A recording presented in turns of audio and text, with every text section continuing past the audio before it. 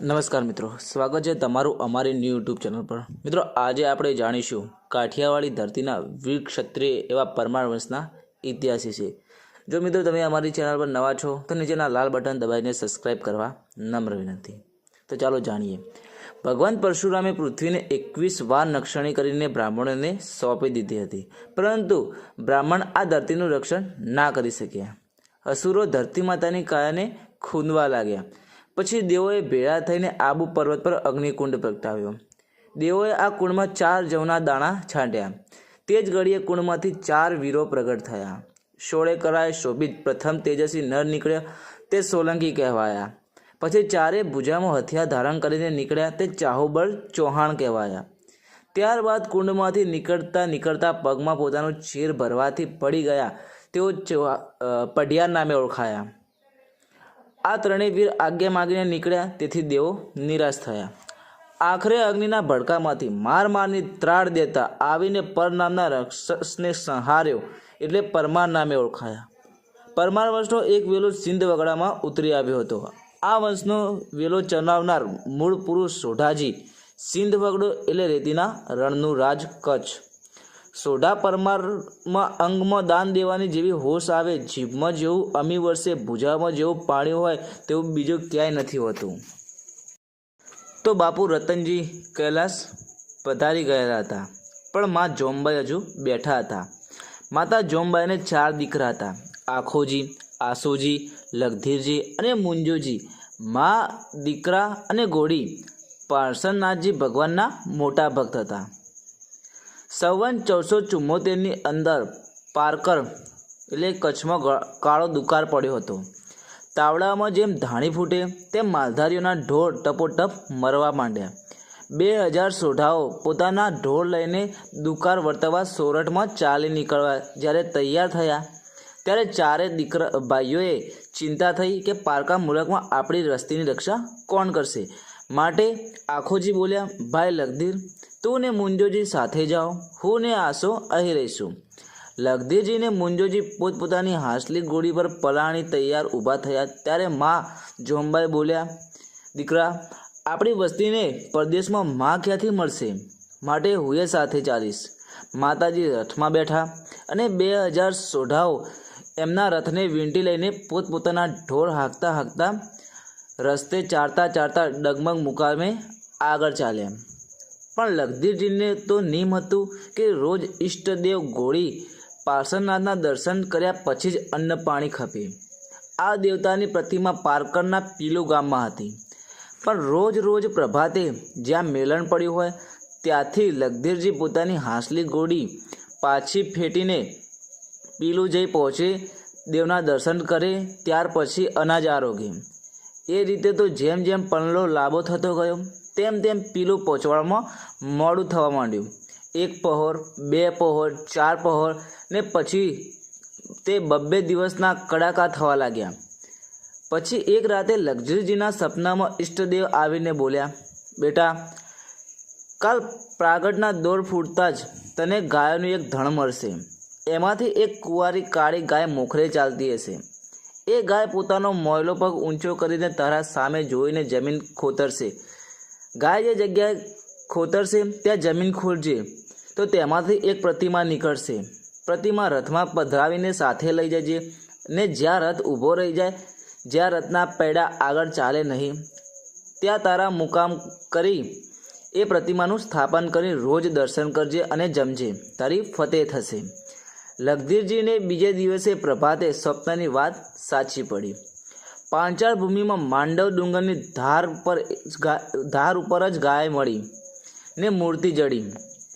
એ માંડવરાજની પ્રતિમાને માતા જોમબાઈ ખોળામાં લઈને બેઠા અને સોનાના થાળ સરખી પાંચાળ ભૂમિમાં મોતીના દાણા જેવા ડુંગર જોતા જોતા અગ્નિપુત્ર પરમારો આગળ ચાલ્યા।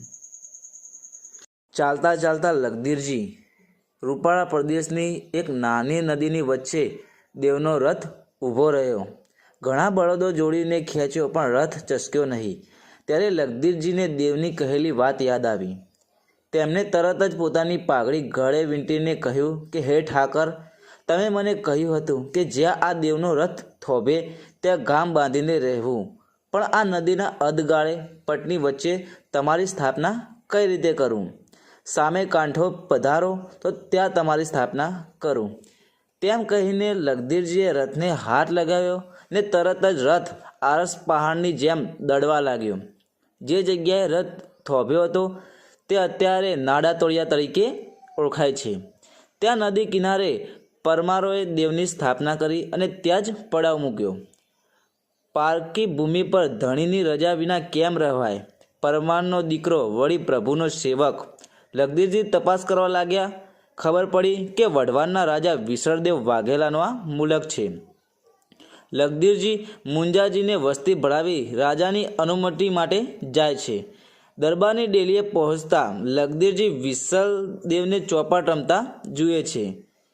લગધીરજી ઘોડી પરથી ઉતરીને ઘોડીના નેવળ બાંધીને વિસળદેવને રામ રામ કર્યા. ભક્તિભાવની બે આંખો, કદાવદાર શરીર, પાણીદાર છટા. હજુ તો ગઈકાલે જ આબુના અગ્નિકુંડમાંથી માર મારની ત્રાડ દેતો નીકળ્યો હોય તેવો જ દેવતાઈ તેજસ્વી ચહેરો એક જુગ જુગની ઓળખાણ હોય તેમ પરમાપુત્ર વિસળદેવના હૈયામાં વસી ગયા. વિસળદેવે તેમને મુલકમાં રહેવાની અનુમતિ આપી અને દરબારમાં ચોપાટ રમવાનું નિમંત્રણ પણ આપે છે.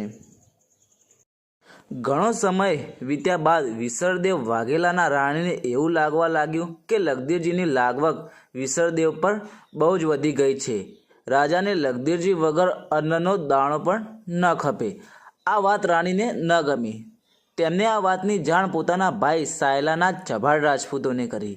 રાણીએ પરમારોને મારવાનું ષડયંત્ર ઘડ્યું. એક વેળાએ વિસળદેવ આ વાતથી અંજાન લગધીરજીને ચોપાટ રમવાનું આમંત્રણ આપ્યું. લગધીરજી ચોપાટ રમતા હતા ત્યાં બીજી બાજુ માતા જોમબાઈ માંડવરાય ભગવાનની પૂજા કરતા હતા. ત્યાં એક ઘવાયેલો તેતર તેમના ખોળામાં આવીને લપાઈ ગયો. ત્યાં જ તેતરની પાછળ ચભાડ રાજપૂતો આવી પહોંચ્યા અને તે ઘવાયેલા તેતરની માંગણી કરી. ત્યારે માતા જોમબાઈ બોલ્યા, શરણ ગયો સોંપે નહીં, રજપૂતાણીની રીત, મરે તોય મિલે નહીં, ખત્રી હોય કે ખચિત. ત્યાં બધા સોઢાઓ પોતાના રહેઠાણમાંથી બહાર આવ્યા. પછી ચભાડ રાજપૂતો અને પરમાર રાજપૂતો વચ્ચે એક તેતરના કારણે ભયંકર યુદ્ધ થાય છે. આ વાતથી અંજાન લગધીરજી રાજાના મહેલમાં ચોપાટ રમતા હતા. ત્યાં પણ રાણીએ લગધીરજીને મારવાનું કાવતરું ઘડી દીધું હોય છે. આ કાવતરાની જાણ વિસળદેવને થતાં તેમને આ વાત લગધીરજીને કહી અને કહ્યું, ભાગો મિત્ર, અહીં વઢવાણની વાડ તમારી વાહે છે. લગધીરજી હાસલી ઘોડી પર બેઠા અને રાજાને પ્રણામ કરી નીકળ્યા. ત્યાં તો રાણીના કાવતરા બાજો આગળ વધ્યા. લગધીરજી તેમને માર આપીને પવન વેગથી આગળ ચાલ્યા, પણ તેમની પાછળ વઢવાણની વાડ હતી. ત્યાં આગળ જતા રસ્તામાં 18-20 હાથનો પાણી ભળેલો વોકળો આવે છે. હાસલી આ વોકળો કૂદી જઈને સામેના કાંઠે પહોંચી જાય છે. ત્યાંથી કાવતરા બાજો પાછા ફરે છે. જે હાસલી કૂદીને જે જગ્યા આજે ઘોડાપટ નામે ઓળખાય છે. લગધીરજી થોડાક ક્ષણોમાં પોતાના મુકામે પહોંચે છે. મુકામે પહોંચતા તેમને ફાણ પડી ગઈ કે એક તેતરના કારણે મુંજોજી મરે તે જાણી લગધીરજીની છાતી સવાવેત ઊંચી ચડી. ત્યાં માતા જોમબાઈ મુંજાજીના મૃત્યુ પર વિલાપ કરતા જુએ છે. ત્યારે લગધીરજી કહે છે કે માતા, આજે વિલાપ નહીં, પરંતુ આજે તો ધોળા મંગળ ગાવાના દિવસો છે.